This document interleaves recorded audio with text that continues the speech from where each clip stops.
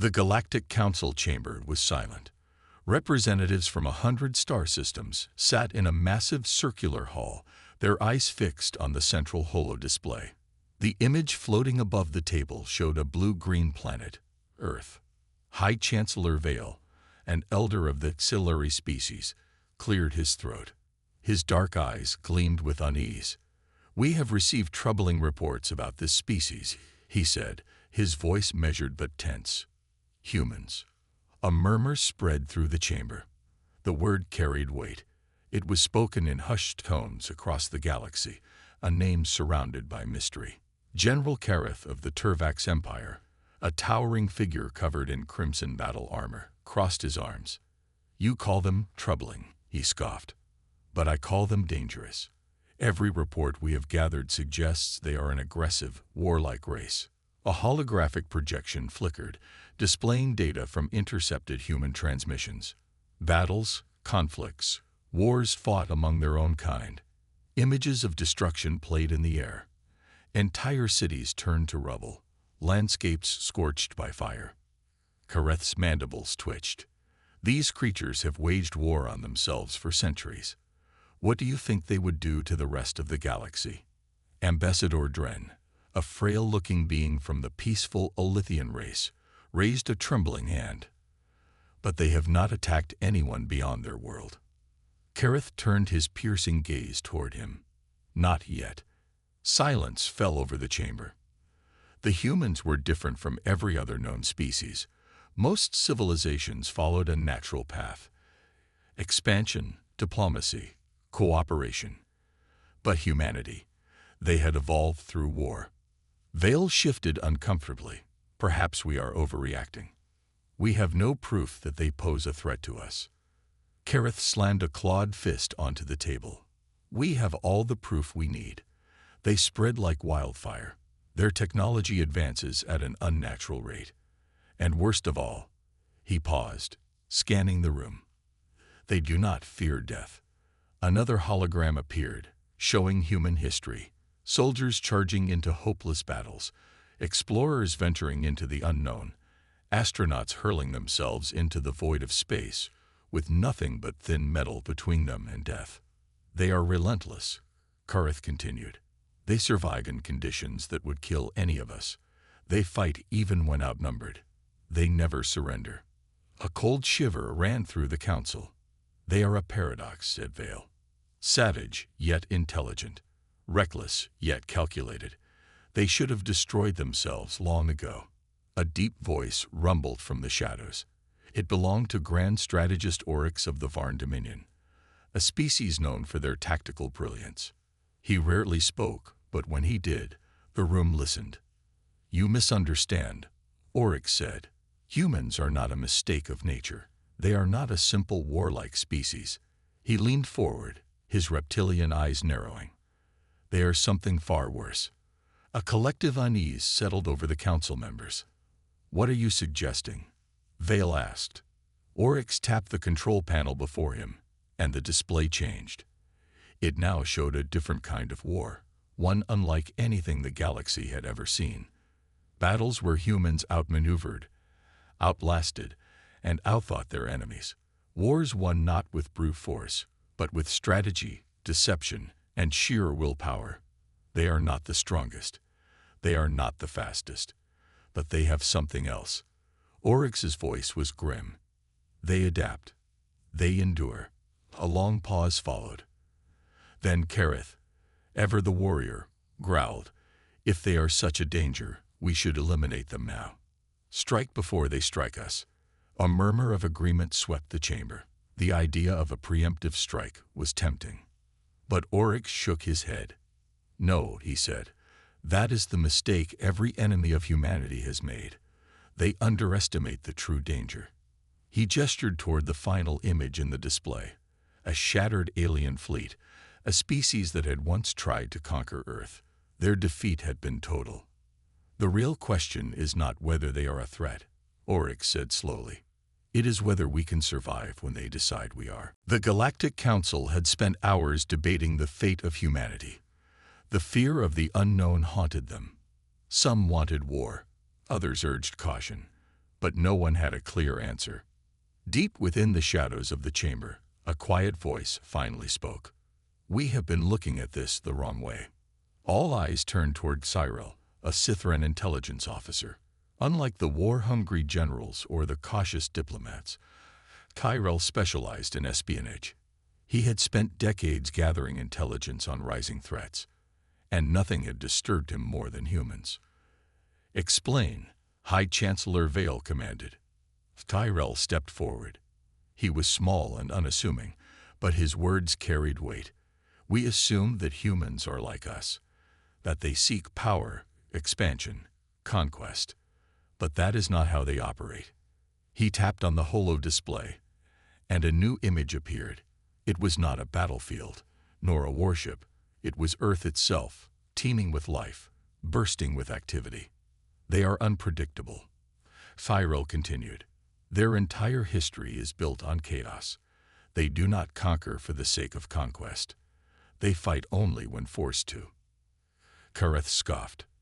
"Then they are weak." "No," Cyril said, shaking his head. "They are patient." A series of images flashed across the display. Small human spacecraft, seemingly harmless ships, cargo freighters, exploration vessels.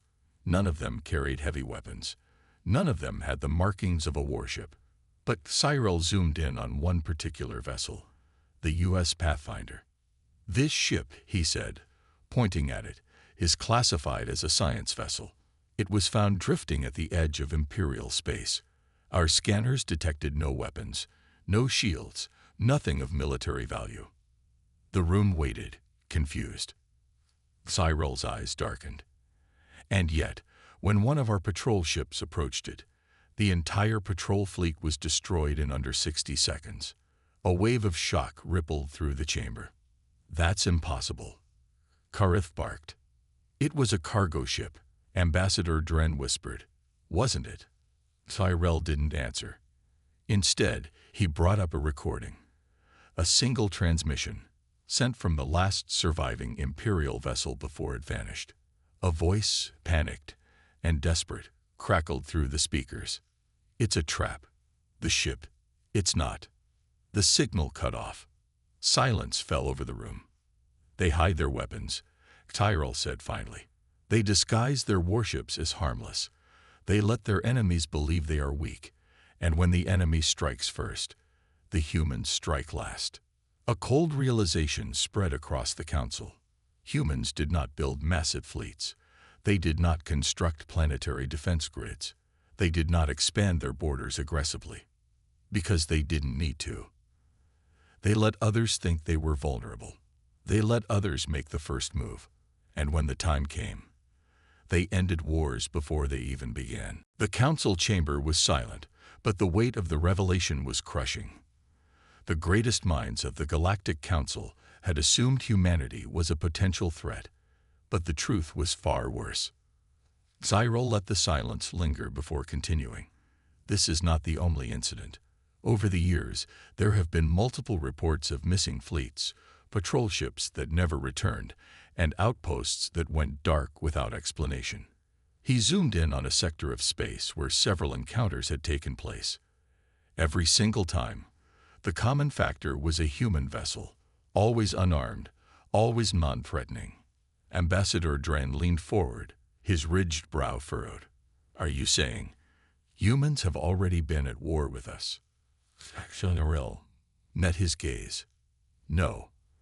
I am saying they have been ending wars before they could begin." A murmur spread through the room.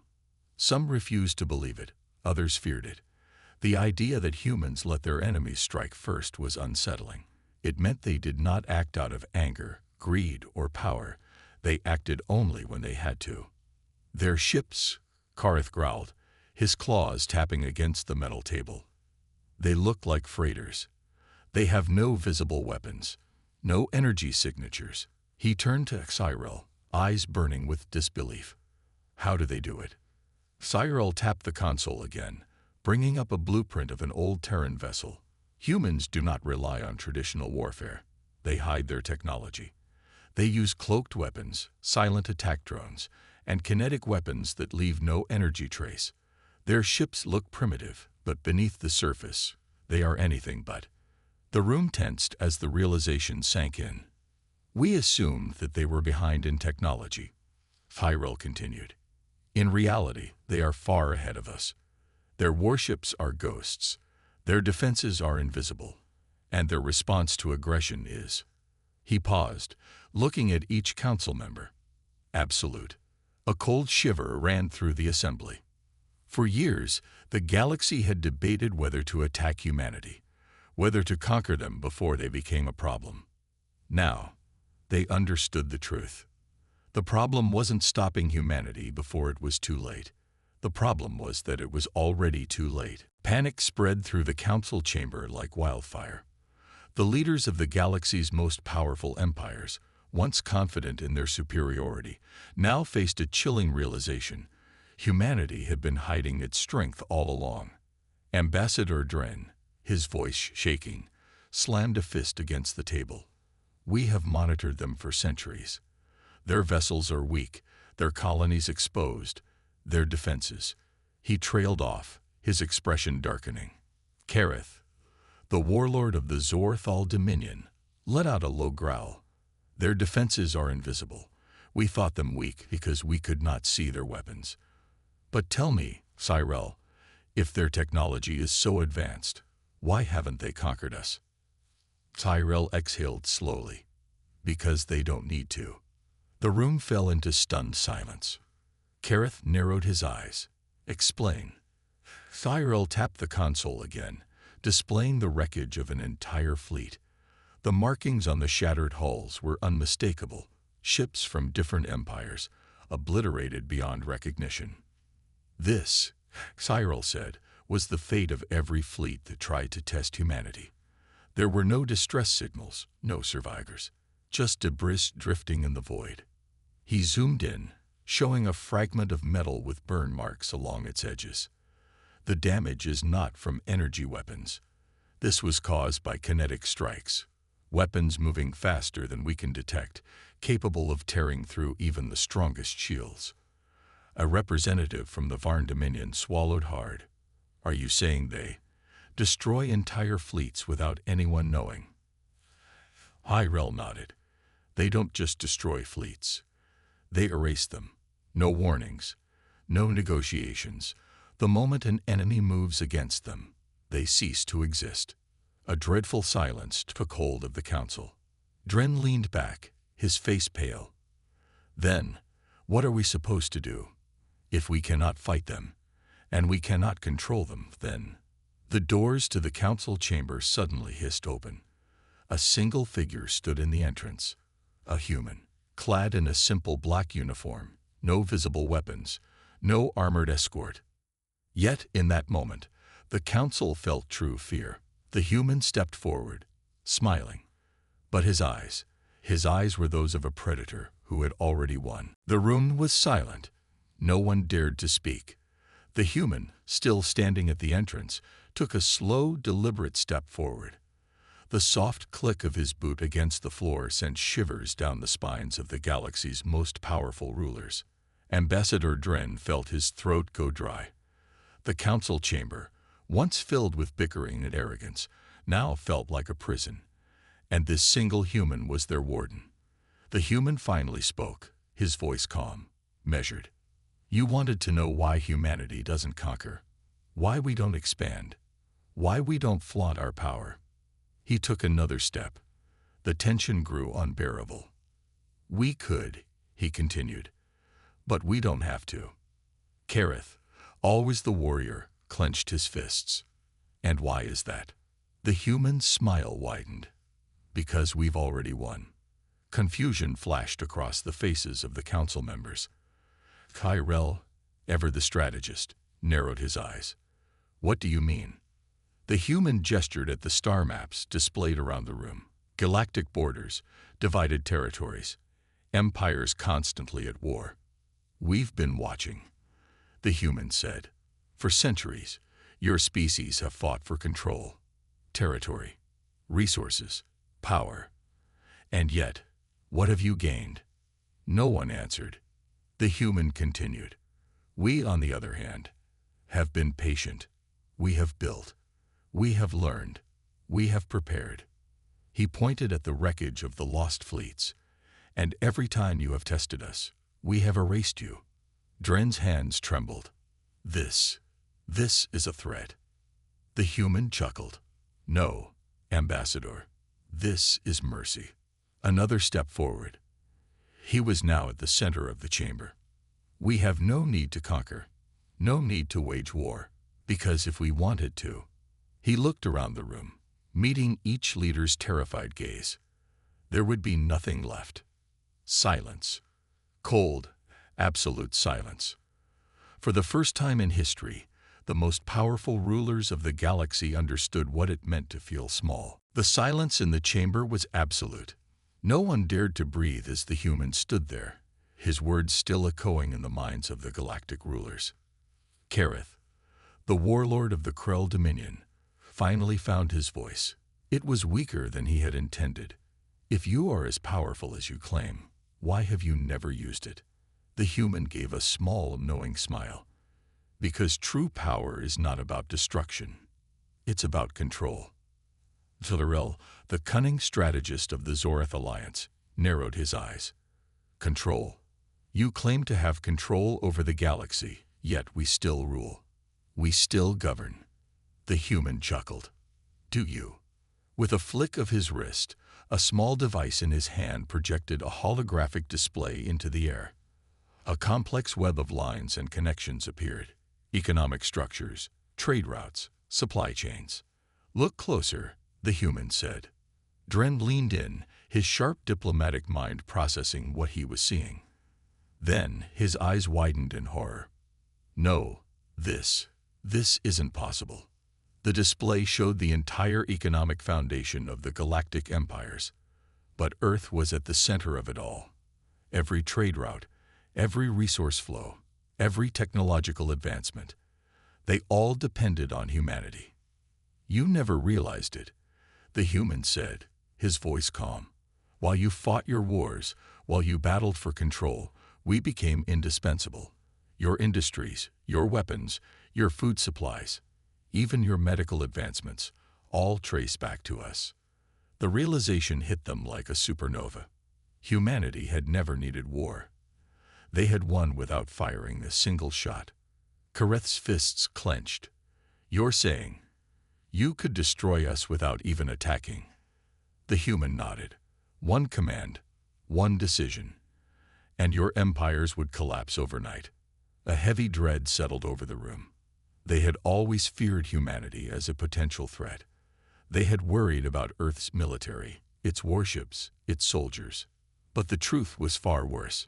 Humanity didn't need an army to win. They had already enslaved the galaxy, without a single war. The weight of the revelation settled over the galactic rulers like a crushing force. They had always believed power came from fleets, from armies, from domination. But humanity had rewritten the rules. Kareth, his reptilian scales darkening with anxiety, slammed a clawed fist onto the table.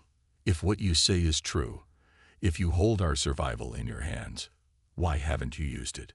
The human simply smiled. It wasn't a smirk of arrogance. It wasn't the grin of a conqueror. It was something far worse. Pity. Because we don't need to. His voice was calm, measured, and absolute. Your empires fight. Your species conquer. But we built. We connected. We provided. And now, you can't exist without us. A quiet shudder passed through the chamber. Irel, ever the tactician, tried to find a weakness in the human's words. But if you controlled everything, why allow us to keep our empires? Why let us think we ruled? The human chuckled, shaking his head. Because it was easier. Because ruling through force creates rebellion. Ruling through dependence, that lasts forever. Dren, the eldest among them, exhaled slowly. Then why reveal this now? The human's smile faded, his expression turning cold. Because you finally pushed too far. A hush fell over the chamber. Kareth's mind raced. The warlord had led countless battles. He had conquered planets. He had shattered civilizations. But now he felt something he hadn't experienced in centuries. Fear. You have one choice, the human continued. You can continue as you are, dependent on us, living in a galaxy that thrives under our silent hand. His eyes darkened. Or you can challenge us, and in doing so, destroy everything you have ever built. The rulers looked at one another, the weight of their reality pressing upon them. They had laughed at humanity. They had underestimated Earth, and now they finally understood. They had never ruled the galaxy. Humanity had, and always would. The chamber remained silent, the weight of the humans' words suffocating the once mighty rulers. Their entire understanding of power, of control, of dominance, shattered. Kareth swallowed hard. If we accept this, he said cautiously, what happens next? The human leaned back, folding his arms, his gaze steady. That depends on you. Idrel, desperate to find some way to regain control, cleared his throat. And if we resist? The human's expression didn't change, but the air in the room seemed to grow colder. Then you will watch your empires crumble, he said, voice calm but unshakable. Not through war, not through destruction, but through something far worse. His fingers tapped the table lightly. Trade routes will close. Technology will fail. Your worlds will grow silent as your people struggle to survive without the resources, the medicine, the knowledge that we have quietly provided for centuries. A slow, sinking feeling crept into the hearts of the rulers. They had always believed they ruled the galaxy, that humanity was an upstart species, dangerous but manageable. But humanity had never needed fleets, never needed armies, never needed to conquer. They had simply made the galaxy need them. Dren exhaled, old and weary. And if we accept your rule? The human's expression softened, but only slightly. Then nothing changes. You keep your titles, your councils, your wars, so long as they don't threaten the balance we've built. A long silence. Then, slowly, Kareth stood. His pride burned, but the truth was undeniable. The galaxy had never belonged to them. It belonged to Earth. And it always had.